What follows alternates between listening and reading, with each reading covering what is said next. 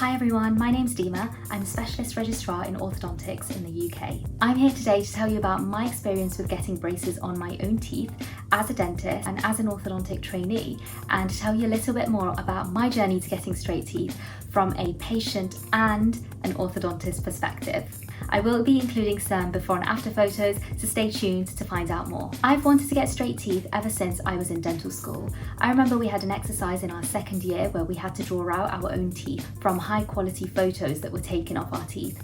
And one of the things that I realised straight away was that I had quite a bit of crowding, especially in my lower incisor region. I soon realised that this is actually late lower incisor crowding. This term means that as you get older and with certain changes with your age, you get more crowding that's visible in your lower incisor region. And I noticed this straight away about my pictures.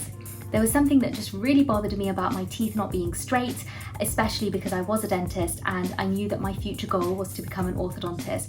So having straight teeth was so important for me. It was always really difficult for me to pursue having braces just because I was never in a city for more than a year due to my training. So I was living in Manchester for a year for my training, then I had to move to Birmingham, then I had to move to Glasgow, and it was never long enough for me to be able to go for a consultation, get my treatment and be guaranteed that I would be finished within that year before I would move on to my next rotation for my training. So I never really had the opportunity to be able to get braces until I was in my orthodontic training, which here in the UK is 3 years continuous. As I knew I was starting my orthodontic journey, I decided that the best time to get braces would be now because I was getting married and I was really keen on having my teeth straightened for my wedding, as every bride does. I realised that I wanted to have braces for my wedding, which was supposed to be May 2020. However, I probably realised this a little bit too late as there was only 5.5 months left to go for my wedding.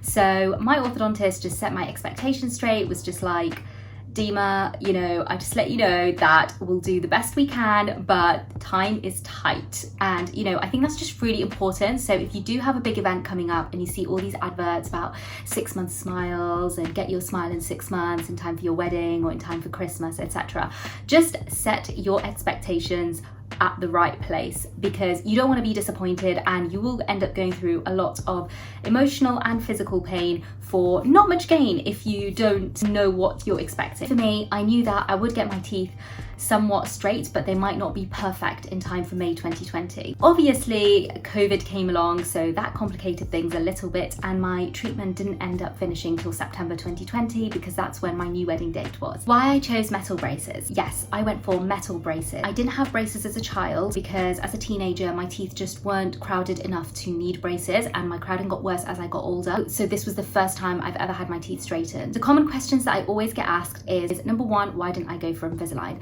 So Invisalign is a really good system where you get your teeth straightened in a very discreet way because you get to wear trays, which are basically kind of like clear plastic retainers. Now, Invisalign is very reliant on the patient themselves wearing that tray. So for example, if you're prescribed to wear the tray 20 hours a day or 22 hours a day, and you take it out because you've got a photo shoot or you're going on a date or you're going to the zoo with your friends and you think, I'll just take it out for these couple of hours, I'll put it back in when I get home.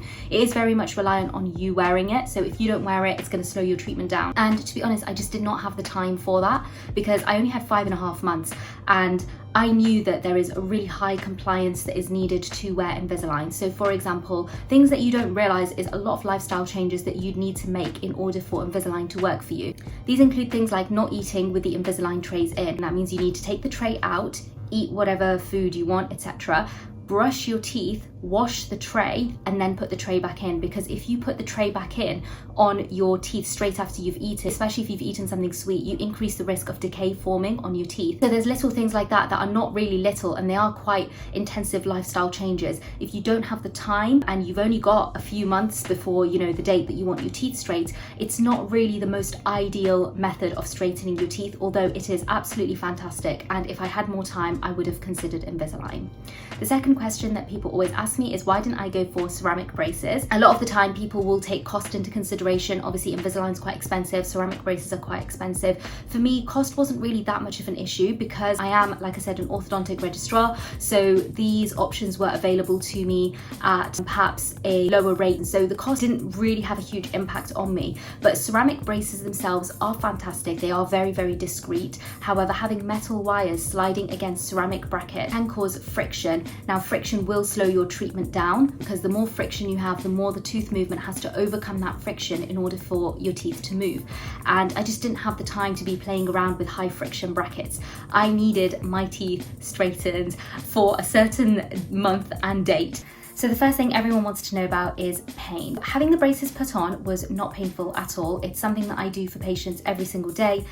All I do every day is put braces on people's teeth. I knew that it wasn't going to be that painful because I've never had a child or a teenager or an adult complain to me that having the brace put on was painful. And usually I do say to them that, oh, you know, you might need a paracetamol later on, you know, as the teeth start moving, maybe tomorrow you might need a paracetamol, so just take it easy. But obviously, because I don't see the patients until 6 weeks later, I don't see them in the peak of what is the pain stage. I see them 6 weeks later after they've adjusted to it and they're completely fine. So I don't really get that many complaints.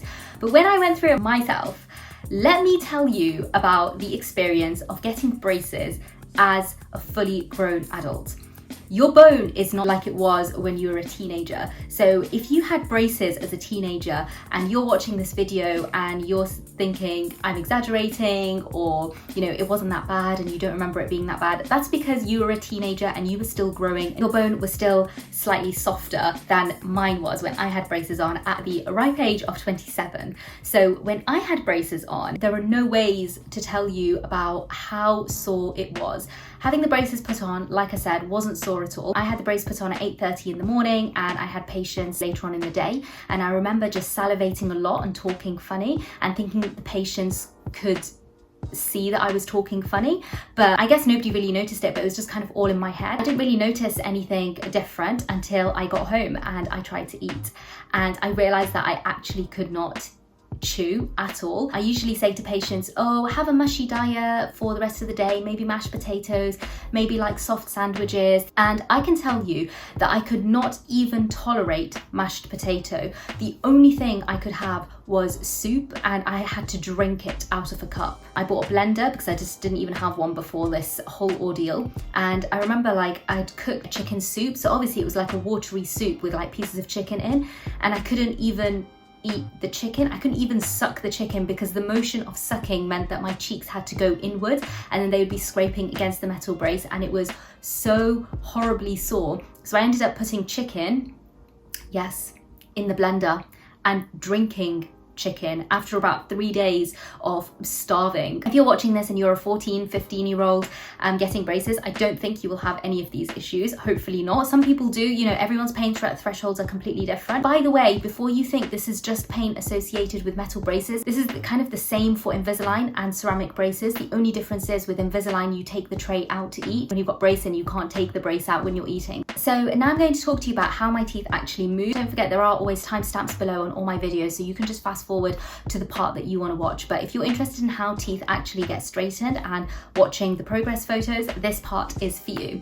So at the beginning, I had all my teeth bonded up with brackets on, except for 2 teeth, which were further behind the rest of my teeth. And the reason why we didn't put brackets on these teeth straight away is because if we did, they wouldn't have moved forward because there was no space for them to. So we were holding off those teeth just at the start. After we got initial alignment of my teeth, we then moved up to the next wire, which was a stiffer wire. It was more rigid. It's a stainless steel wire. And on this wire, we place something called push coil, which is essentially a coil that's a spring, and you put it in between the 2 brackets that you want to create the space for. You cut a piece off that is larger than the space that you want, you squish it into place, and then over time it just starts to expand and create the space. So as it does this, it pushes the other teeth on either side forward slightly. Then we moved into a flexible wire again, which is a nickel titanium wire, and then this picked up the teeth that were further back and brought them forward. Obviously we put brackets on these teeth at this stage and then we brought them forward, but keeping the stainless steel wire in place for the first bit to hold the space open, because what would happen is if you just remove the stainless steel wire, you might lose all that space, and when the tooth comes forward, it will get blocked. So we needed to keep the space open. Once the teeth had moved into the space, we could then take out the stainless steel wire and put in a nickel titanium flexible wire to just start secondary stage of alignment and just straightening out all the teeth. Now, this is where COVID happened. So at this stage was right before the lockdown, and I was in flexible wires and I didn't have any changes to my wires for about 3 months. So when I then came back after 3 months, we then moved up the sequence of wires to finally get to what we call the working arch wire, which is a really thick stainless steel arch wire, and you can adjust the position of the roots of the teeth rather than just the face of the teeth, the crowns of the teeth, so to speak.